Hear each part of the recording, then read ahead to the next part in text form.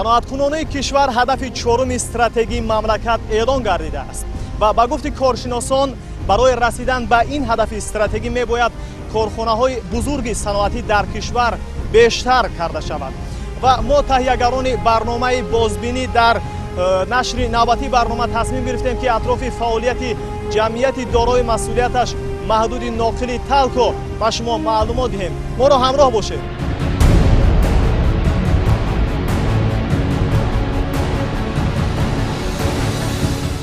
ҷамъияти дорои масъулияти маҳдуди ноқили талко соли 2008 бо иштироки пешвои миллат мавриди истифода қарор гирифта то имрӯз бо истеҳсоли навъҳои гуногуни ноқил дар минтақа мавқеи худро пайдо намудааст.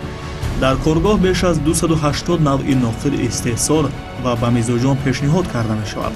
ба гуфти масъулин, муштарӣ ё харидорони асосии масолиҳи истеҳсолии корхона бештар корхонаҳо ва ширкатҳои ватанӣ мебошанд. маҳсулоти истеҳсолкардаи моро ҳам ширкатҳои дохилӣ ва ҳам ширкатҳои хориҷӣ харидорӣ менамоянд. аз аввалин дараҷа ин ширкати барқи тоҷик мебошад ки барқи тоҷик ва корхонаҳои зертобеи он ноқилҳои барқии моро харидорӣ менамоянд. ғайр аз ин дар нерӯгоҳи барқии оби роғун ноқилҳои истеҳсолнамудаи корхонаи мо истифода мегарданд. инчунин ноқилҳои ғайр аз он ки мо бозорҳои дохилиро бо ноқилҳо таъмин намоем, инчунин содироти ноқилҳои худро ба роҳ мондаем.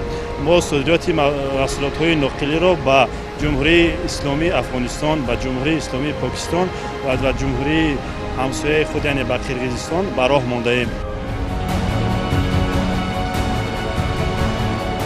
бо афзоиш ёфтани нерӯгоҳҳои барқии обӣ дар мамлакат ва кишварҳои дигар талабот ба ноқилҳои хусифати ҷавобгӯи стандартҳои байналмилалӣ бештар мегардад. тибқи иттилои намояндагони корхонаи мазкур, истеҳсоли ноқил дар коргоҳ тариқи дархости муштариён сурат мегирад. қобили қайд аст ки ин корхонаи истеҳсолӣ баробари ширкатҳои ватанӣ ҳамкориро бо якчанд ширкатҳои хориҷӣ низ ба роҳ мондааст.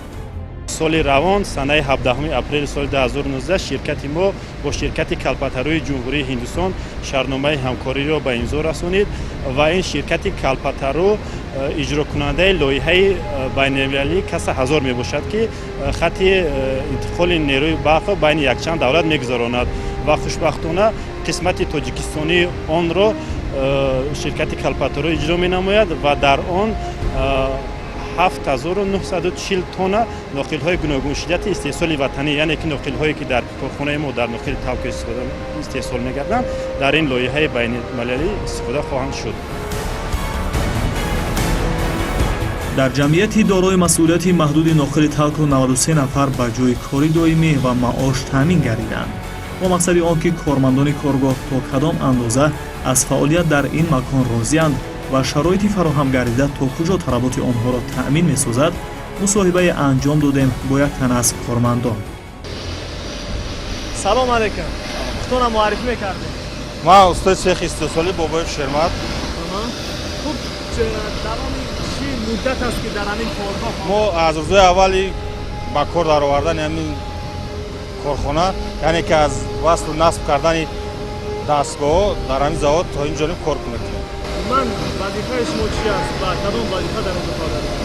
ман дар айни ҳол дар хатти истеҳсолии маъин кардани сим, яъне ки ба истилоҳ палачини лини дар ҳамон хат кор ва фаъолият мекунам.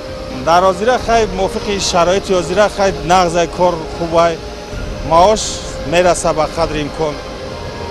хай бо нақстар боша бо хубтар.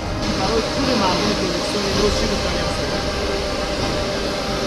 хай дар ин мавзӯъ ҳар кас фикри шахсӣ худшан, фикри шахсӣ ман ҳамин ки дар ватани худмонам кор ҳаст, ҳамин мутахассиси хуб дар кадом давлати бош, дар куҷое бошад, корш ҳамиҳо кор мекард, позиша ёфта зиндагиша мегузаронад. бо дида намудан аз раванди истеҳсоли ноқил дар ин коргоҳ шоҳиди он шудем ки то омода гардидани масолиҳи истеҳсолшаванда он зиёда аз 5 дастгоҳро убур месозад. сар аз дастгоҳи сеюм рӯи пӯшнамоии ноқил оғоз мегардад ва сипас тавассути дастгоҳи махсус муҳр ё худ нишони корхона ба ноқил зада мешавад ки ин метавонад аз ҳар мушкилоту монеае пешмеомада масъулинро ҳимоят созад.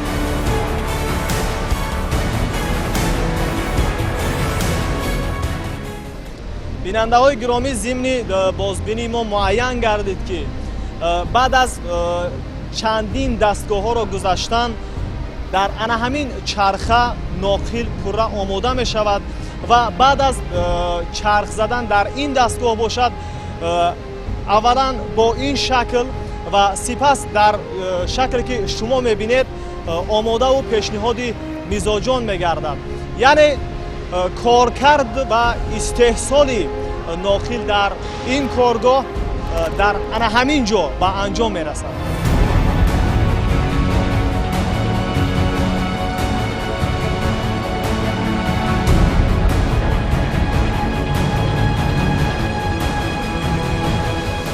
бо мақсади рушд бахшидан ба бахши хусусӣ дар мамлакат ва афзоиш додани ин омил бо дастури роҳбари давлат аксар корхонаҳои хусусӣ аз боҷи гумрукӣ ва арзиши иловашуда озод карда шуданд ки коргоҳи мазкур аз ҷумраи онҳо дониста мешавад. масъулини коргоҳ қайд доштанд ки иқдоми мазкур барои рушди фаъолияти корияшон саҳми назарат гузоштааст. аммо бо вуҷуди пешравиҳо корхонаи истеҳсолӣ аз мушкилоту монеаҳо орӣ нест. яке аз проблемаҳое ки ба гуфти намояндагон ба рушди фаъолияташон монеа эҷод сохтааст, ин сари вақт пардохт нагардидани маблағи масолиҳи харидоришуда аз ҷониби баъзе ширкатҳо мебошад. албатта ки маҳсулоти истеҳсолнамудаи корхонаи моро ширкатҳои дохилӣ харидорӣ мекунанд ва баъзе ширкатҳои сохтмонӣ ва масъалаи пардохти маблағи ноқилҳо бошад, баъзан вақт ба таъхир меафтад, яъне ки аз ҷониби харидорон баъзан вақт каме дертар пардохт мегардад ва ин каме ба мушкилиҳои молиявӣ баъзан вақт бурда мерасонад.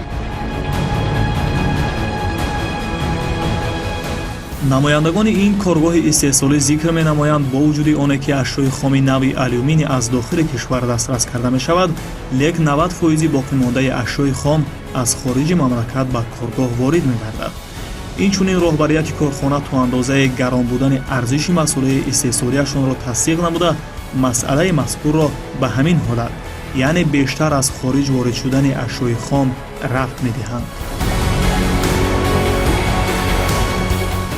мақсад аз бунёди ноқили талко, яъне корхонаи ноқилбарорӣ, ин дар он буд ки алюмине ки дар ҷумҳурии Тоҷикистон истеҳсол мегардад, онро барои коркарди ниҳоӣ дар кишвари мо, яъне ки дар Тоҷикистон истифода барем ва бар ҳамин мақсад ин корхонаро кушодам ва ашёи хоми асосии он сими алюминӣ мебошад ки аз ширкати алюминии тоҷик аз шаҳри Турсунзода харидорӣ карда мешавад ва дигар намуди ашёҳои хоме ки ҳастанд, мо онҳоро аз Федератсияи Россия, аз ҷумҳурии Ҳиндустон, аз ҷумҳурии халқии Хитой ва аз ҷумҳурии исломии Эрон барои истеҳсоли ноқилҳо харидорӣ менамоем.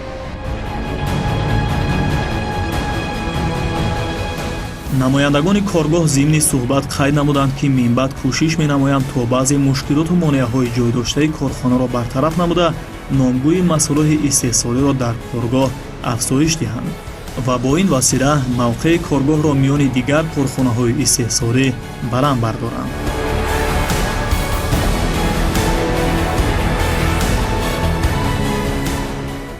ғайр аз оне ки мо алҳол кишвари худро бо ноқилҳои гуногуншати барқӣ таъмин менамоем, мо ҳаракат менамоем ки содироти онро ба кишварҳои хориҷӣ бештар ба роҳ монем, то ин ки саноати кишвари мо низ дар хориҷа албатта ки маълум гардад ва воридоти асъор ба кишвари мо низ зиёд гардад.